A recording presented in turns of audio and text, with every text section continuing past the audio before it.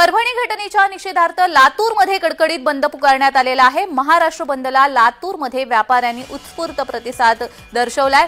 आंबेडकरी संघटनांनी लातूर शहरामध्ये लॉंग मार्च काढलेला आहे। परभणी येथील घटनेच्या आणि पोलीस कोठडीतील कार्यकर्त्यांच्या मृत्यूच्या निषेधार्थ आंबेडकरी संघटनांनी महाराष्ट्र बंदची हाक दिली आहे।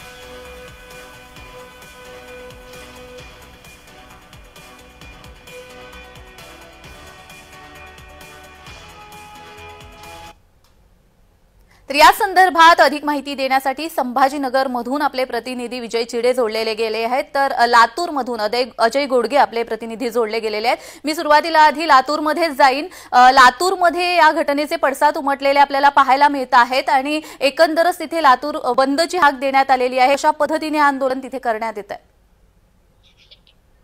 जानवी, आपण जर पाहिलं तर काल पत्रकार परिषद घेऊन आंबेडकरी चळवळीतील अनेक कार्यकर्त्यांनी माध्यमासह व्यापाऱ्यांना आवाहन केलं होतं की आज होऊ घातलेल्या महाराष्ट्र बंदच्या लातूर बंद मध्ये सुद्धा सहभाग नोंदवावा। अगदी त्यांच्या हाकेला प्रतिसाद देत व्यापाऱ्यांनी सुद्धा आपल्या आस्थापना बंद ठेवत लातूरच्या या बंद मध्ये आपला उत्स्फूर्त सहभाग नोंदवलेला आहे आणि लातूरमध्ये कडकडीत बंद पाळण्यात आलं आणि आंबेडकरी चळवळीतील अनेक कार्यकर्त्यांनी लातूर शहरामध्ये लॉंग मार्च काढत प्रशासनाला निवेदनही दिलेलं आहे। या बाबतीमध्ये त्यांनी शासनाकडे मागणी सुद्धा केलेली आहे की जो सोमनाथ सूर्यवंशी नावाचा जो तरुण आहे ज्याचा मृत्यू झालेला आहे तो तरुण याच लातूर जिल्ह्यातल्या निलंगा तालुक्यातील आहे आणि त्याचा मृत्यू झाल्यानंतर आता या प्रकरणामध्ये दोषी असलेल्या आरोपींवरती जे कोणी याच्यामध्ये सामील असतील त्यांच्यावरती कठोर शासन व्हावं अशी मागणी येथील भीमसैनिक आंबेडकरवादी चळवळीतील प्रमुख कार्यकर्त्यांनी प्रशासनाकडे निवेदनाद्वारे केलेली आहे। जाणवी, अगदीच आपण संभाजीनगरमध्ये जातोय। विजय, तिथली काय एकंदर परिस्थिती आहे?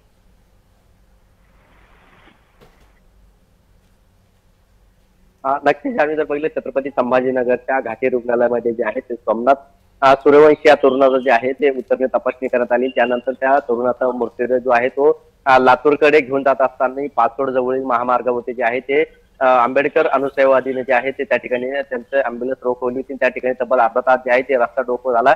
सूर्यवंशी जो आहे त्याचा मृतदेह जो आहे तो लातूरमध्ये नाही तर परभणी ज्या ठिकाणी घटना घडली होती त्या ठिकाणी त्यांच्यावरती अंत्यसंस्कार करण्यात आला असल्याचं देखील आंबेडकरी संघटनेकडून सांगण्यात आलं होतं। त्यामुळे आता त्या ठिकाणी परभणीकडे त्यांचा मृतदेह घेऊन जा असं देखील त्या ठिकाणी म्हणलं गेलं होतं। त्यामुळे लातूरकडे त्यांचा मृतदेह घेऊन जात असताना त्यांचा रस्ता रोको करण्यात आला आणि अखेर शेवटी पोलिसांनी मदत करून मृतदेह जो आहे तो आता परभणीकडे घेऊन गेल्याची माहिती जी आहे ती सूत्रांनी दिली आहे। तर छत्रपती संभाजीनगरमध्ये देखील अनेक ग्रामीण भागामध्ये जे आहे ते कडकडीत बंद पाळण्यात आला होता, कारण परभणीच्या घटनेच्या निषेधार्थ हा बंद जो आहे तो महाराष्ट्र बंदची हाक जी आहे ती आंबेडकरी अनुसयवादीकडून देण्यात आली होती। मात्र त्या बंदला जो आहे तो आता छत्रपती संभाजीनगर शहर वगळता ग्रामीण भागामध्ये जो आहे तो मोठा प्रतिसाद मिळाल्याचा आपल्याला पाहायला मिळालेला आहे। जाणवी, छत्रपती संभाजीनगरच्या क्रांती चौक जे आहे त्या ठिकाणी देखील शेकडोच्या संख्येने जे आहे ते आंबेडकरी संघटना जे आहे ते एकत्रित आल्या होत्या आणि पोलीस प्रशासनाचा जे आहे ते टायर जाळून त्या ठिकाणी निषेध देखील करण्यात आला होता। रस्ता रोको देखील जे आहे ते शहरातील क्रांती चौकामध्ये करण्यात आलं। तब्बल अर्धा तास जो आहे तो रस्ता रोको या ठिकाणी करण्यात आला। पोलिसांनी आता सध्या ही परिस्थिती तशीच आहे की निवळली आहे? जर पाहिलं तर शहरात जे आहे ते संपूर्ण सुरळीतरित्या सुरू आहे। मात्र ग्रामीण भागामध्ये जे आहे ते 100% बंदचा प्रतिसाद जो तो आपल्याला पाहायला मिळत आहे। गंगापूर, वैजापूर, शिल्लोड या शहरांमध्ये जे आहे ते देखील आता कडकडीत बंद जे आहे ते पाहण्यात येत आहे आणि त्यामुळे एक दिवसाची महाराष्ट्र बंदची हाक जी आहे त्याला मोठा प्रतिसाद जो आहे तो ग्रामीण भागामध्ये मिळत आहे। मात्र शहरामध्ये जे आहे ते सध्या सुरळीत चालू असल्याचं पाहायला मिळत आहे। अगदीच धन्यवाद तुम्ही दोघांनी दिलेल्या या सविस्तर माहितीसाठी।